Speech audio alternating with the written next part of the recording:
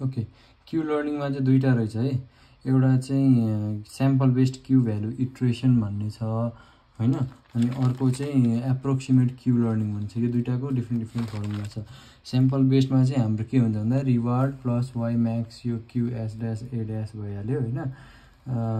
यो चाहिँ हाम्रो पहिला त्यही स्याम्पल त सेम नै हो, अनि अपडेटको मेथड चाहिँ यहाँ चाहिँ 1 minus alpha Q S A plus alpha sample छ है। उता चाहिँ के हुन्थ्यो भन्दाखेरि अल्फा इन्टु डिफ्रेन्स हुन्थ्यो, एप्रोक्सिमेटमा चाहिँ यहाँ चाहिँ डिफ्रेन्स हुन्छ है। ओके, यो फरक छ। अनि त्यसपछि यहाँ चाहिँ के गरेको छ भन्दाखेरि यहाँ चाहिँ अब यो एक्सन सीले साउथ एक्सन लिँदाखेरि 1 माइनस अल्फा गर्यो, क्युसी कम्मा साउथ कति भ्यालु छ alpha reward plus lambda into max क्यूको भ्यालु, सुरुमा सबै 0 नै हुन्छ।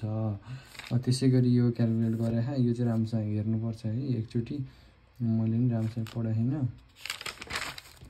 So let's see 1 minus alpha क्युएसए यो चाहिँ बेसिकली फर्मुला हो। अनि मेन ध्यान दिनुपर्ने भनेको यदि अब बीबाट हामी सीमा जाँदैछौँ भने चाहिँ हामीले सीको म्याक्स क्यू भ्यालु लिन्छौँ है।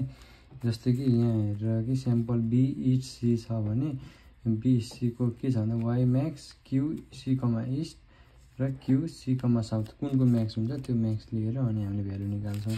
यो पछि हेर्दा नि भयो है, पछि लिएर मेनली अहिले पढ्यो भने चाहिँ एप्रोक्सिमेट क्यू लर्निङ हो। त्यसमा चाहिँ डिफरेन्स भनेको यो हुन्छ, अनि यो क्युएसए को अपडेट भनेको यो हुन्छ, डब्लुआईको अपडेट यो हुन्छ होइन। अनि यहाँ मेनली चाहिँ यो पनि पढा उसमा यो एउटा इक्वेसन दिएको हुन्छ, यतिसम्म दिएको हुन्छ होइन। अनि त्यसपछि यो नर्थ लिँदाखेरि +1 हुन्छ भनेर पनि दिएको हुन्छ।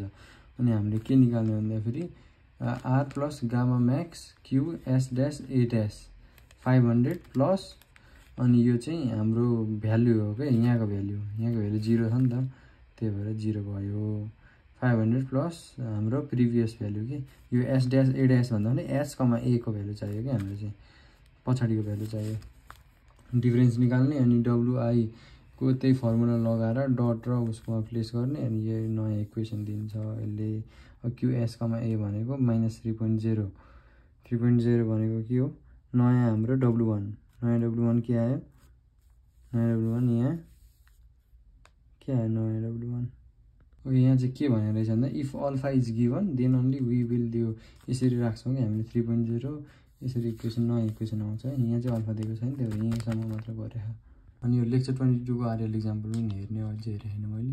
ओके, लेट्स टक अबाउट यो असाइनमेन्ट। यो असाइनमेन्टमा चाहिँ अब क्युएसए को फर्मुला दिएको छ बेसिकली। अनि म्यान F1 भनेको सधैँ के हुन्छ 1 बाई, यहीँ लेखेको छ 1 by Manhattan distance nearest dot हुन्छ। अनि F2 भनेको म्यानहट्टन डिस्टेन्स